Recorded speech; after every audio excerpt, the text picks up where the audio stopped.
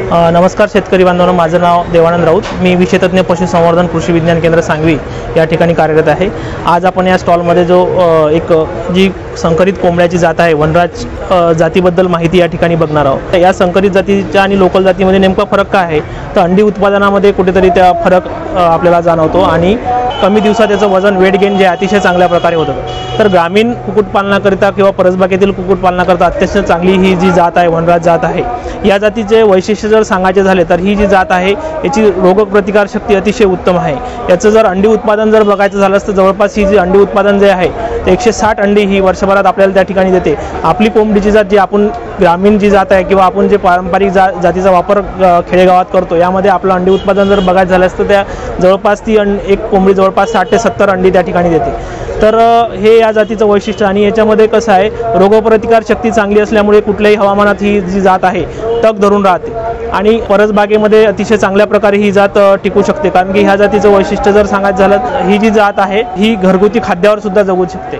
तर या जातीचं खाद्य व्यवस्थापन जर सांगायचं झालं तर आपल्या घरातील जे वेस्ट आहे, ज्यामध्ये आपण किचनमध्ये राहिलेलं वेस्ट किंवा पालेभाज्या ज्या वेस्ट म्हणून आपण फेकून देतो अशावर सुद्धा ह्या कोंबड्या जगू दे शकते। मका, तांदूळ, गहू याची चुरी जरी बनवली आणि त्यामध्ये मिनरल मिक्सचर काही ॲड केलं तर हे आपण घरगुती खाद्य तयार करून याचं आपण खाद्य व्यवस्थापन करू शकतो। कारण की आणि ह्या उघड्यावर सुद्धा ह्या चांगल्या प्रकारे राहू शकतात, म्हणजे त्या कुठेतरी खाद्यावर सुद्धा खर्च कमी होऊ शकतो। कारण की आपण यांना परसबागेतील कुक्कुटपालनामध्ये एकच एक फायदा असतो की याच्यावर खाद्य व्यवस्थापन आपल्या पाहिजे त्या प्रमाणात खाद्यावर खर्च आपला त्या ठिकाणी कमी होतो। कारण की ही गवत जे उगवत असतं परसबागेमध्ये किंवा काही आपण वेस्ट किचनमधलं जे वेस्ट आहे याच्यावर सुद्धा जगते, त्यामुळे खाद्यावर आपला या ठिकाणी खर्च कमी होतो। आणि याचं पाणी व्यवस्थापन झालं तर कुठलाही जर आजार पक्ष्यांमध्ये किंवा कुठल्याही जनावरांमध्ये पाण्यामुळे भरपूर सारे आजार प्रसरत असतात, तर स्वच्छ असतं पाणी आपल्याला त्या ठिकाणी उपलब्ध करून द्यायचं आहे। कारण की बरेच शेतकऱ्यांचं किंवा लोकांचं काय असतं की एकदा सोडल्यानंतर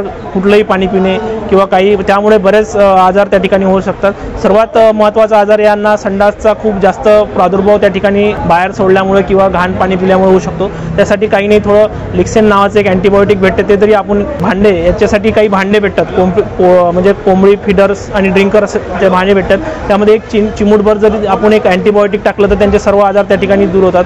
वायमेरॉल सारखं औषध मल्टीव्हिटॅमिन भेटतं, ते जरी दिलं तरी चांगलं याच्यातून आपल्याला त्यांचं आरोग्य सुधारतं।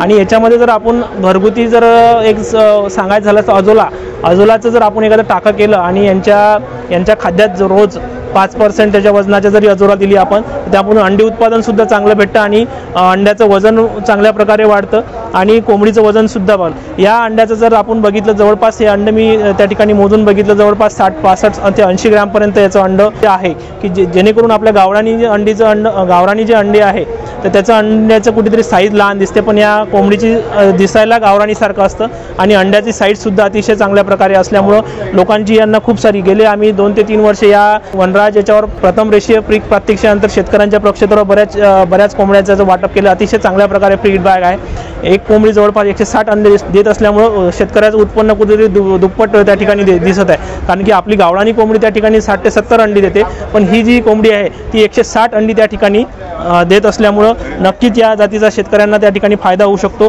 तर माझं सर्व या कृषी महोत्सवांत यवतमाळ जिल्ह्यातील कृषी महोत्सव यवतमाळ जिल्ह्यातील सर्व शेतकऱ्यांना किंवा बाकी सर्व शेतकऱ्यांना माझं एकच या ठिकाणी आव्हान राहील की अशा नवीन जातीचा वापर शेतकऱ्यांनी करावा आणि नवीन जातीचा स्वीकार त्यांनी करावा, जेणेकरून आपलं उत्पन्न सुद्धा त्या ठिकाणी दुप्पट होऊ शकते। त्यामुळं नक्कीच शेतकऱ्यांना फायदा होऊ शकते।